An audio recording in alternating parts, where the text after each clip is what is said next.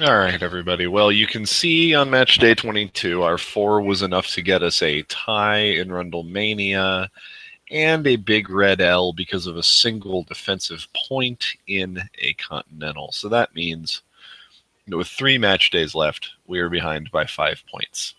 Not loving our chances, so away we go. Our one saving grace is that we are topping the league in defense, which is pretty fun. I don't do that regularly, so maybe we can continue that. Maybe if we finish with the defense title, I will consider it a season well played. Anyway, um, let's go on to match day 23. Alrighty. Every player who has won the NHL's Hart Memorial Trophy, MVP, and is eligible for the Hockey Hall of Fame has been elected except for 3: Tommy Anderson, Al Rollins, and who else? This third player wanted as a Philadelphia Flyer after the lockout-shortened 1994 season, a season that, in a bitter coincidence, was the last season for the Quebec Nordiques. Don't immediately understand. Did Eric? Well, okay. So the mid-90s Flyer who was good that I can think of is Eric Lindros. They also had maybe John LeClair at that time, but I don't think he won an MVP Hart Trophy. So I would go with Eric Lindros here. I feel like, his career has been odd enough that would have happened. I know he had some, early career don't want to play for that team kind of stuff going on. Maybe it was the Nords that he didn't want to play for. That's entirely possible. So anyway, we're going to go with Eric Lindros for that. I feel like that's pretty likely to be correct. Question 2. 6 of the 7 European colonial powers that controlled 90% of the African continent at the end of the scramble for Africa in 1914 were France, Germany, Italy, Portugal, Spain, and the United Kingdom. What was the 7th? Okay. The end of 1914. All right. Yeah, I feel like this is definitely Belgium. The Belgian Congo. Yeah, it's got to be Belgium. King Leopold's Ghost, very famous story. Belgium used to run the Congo. I would stick a keeper of the day on that one, as long as there's not anything else that's obvious. That's what we're going to start with. So, Belgium. All right, question 3. There's not to make reply, there's not to reason why, there's but to do and die. These famous lines reflect the bravery and the futility that underlie what famous poem? Those are lines from The Charge of the Light Brigade, which I believe means the not heavy armored brigade, as opposed to the shining brigade. But I could be wrong. I've often questioned that. I think a lot of people think it's like the light brigade, like they imagine sort of, I don't know, shiny paladins or something. But it's definitely that, about the Battle of Balaclava by Tennyson. So, question 4. Legendary movie cinematographer Haskell Wexler, that's a sweet name, won an Oscar in 1976, in part for his creative use of what novel filmmaking apparatus? Recently introduced by inventor Garrett Brown, who initially dubbed his device the Brown Stabilizer. Brown Stabilizer. I wonder why they changed that name. Anyway. Well, a stabilizer. Haskell Wexler. Did he win a cinematography Oscar? I don't want to think that hard, but it feels really right to me that this is the Steadicam. I know a little bit. I don't know this stuff that well, but the stabilizer makes me think it's the Steadicam. That's definitely a term you hear of, and I feel like I've vaguely heard about the creation of that. I don't have really anything else good to say, so that's what I'm going to go with. If it's something harder than that, I just wouldn't know it anyway, so that's our guess. 5. Although most rivers on the Indian subcontinent have female names, one major exception is named for the son of the creator god in the Hindu Trimurti. What is that river's name? All right, well, the creator is Brahma in the Trimurti, and there's a river in India called the Brahmaputra. Certainly sounds like it could be Brahma's son. I don't have any particular reason to say Indus Ganges there.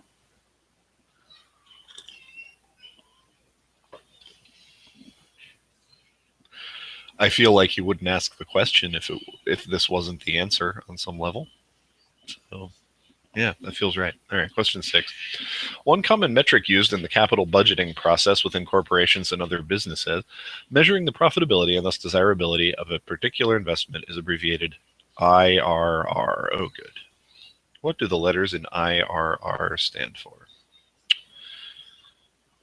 Well, profitability and desirability of an investment. So certainly we have rate of return. Like that's certainly part of this. The R and the second R and yeah.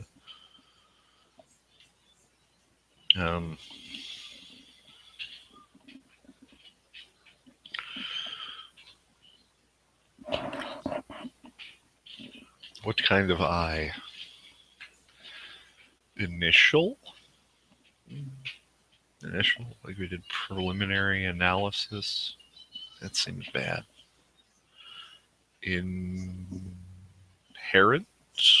Like it's just naturally gets this much? That's inherent sounds so not businessy, but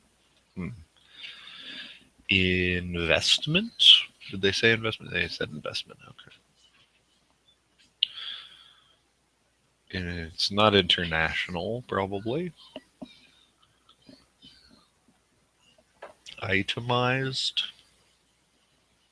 That's a particular item rate of rate of return. I guess what do the letters stand for? It could be rate, comma, return, because there's no letter standing for of, but I'm not going to be a pedant, which is the most ironic thing I've ever said in my entire life. Anyway, I have no idea. Rate of return is basically a guess, but it just makes so much sense that I'm sure that has to be right. But I don't really know what the I is at all. Individual, itemized,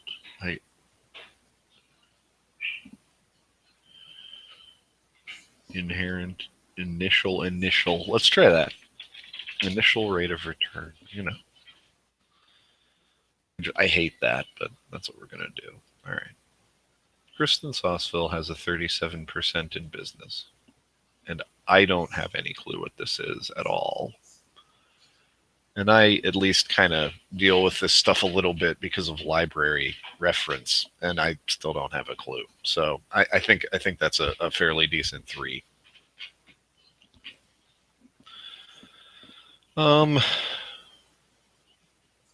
Geography at 650. So this just requires reasoning from Brahma, but you have to know there's a Brahmaputra River, which I think most people will, but there's still a reason to put a point on it. I feel like the charge of the Light Brigade is like pretty easy. Don't think Kristen knows hockey. Maybe even to the point that well, yeah, I'll just go a 2 there.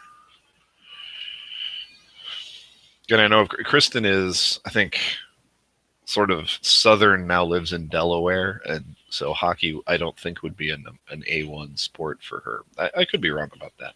You never know what people are into, but I can't think of any specific reason she'd be into that.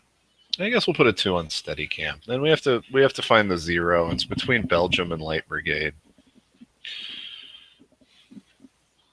Light Brigade's easier because it's just like, here's some lines from a really famous poem, and it's bravery, and yeah, that seems right.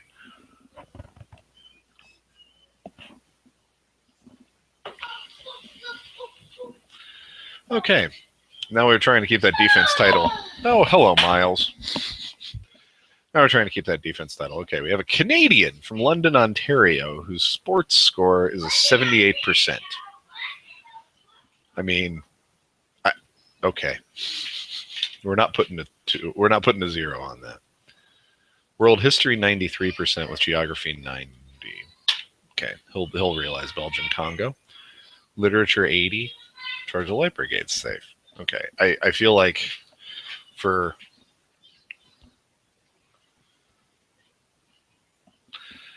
that's just 3 initial rate of return. We have another sort of geography question in Brahmaputra, but we kind of have to put the 2 there. I feel like our opponent's scores would indicate today that he's getting a 5. None of his less good stuff even came up, except for Steadicam, which, you know, that might be the more logical one for him to miss, in addition to initial rate of return, which I just don't know. I mean, 92% on business econ, but I still think maybe we flip these two.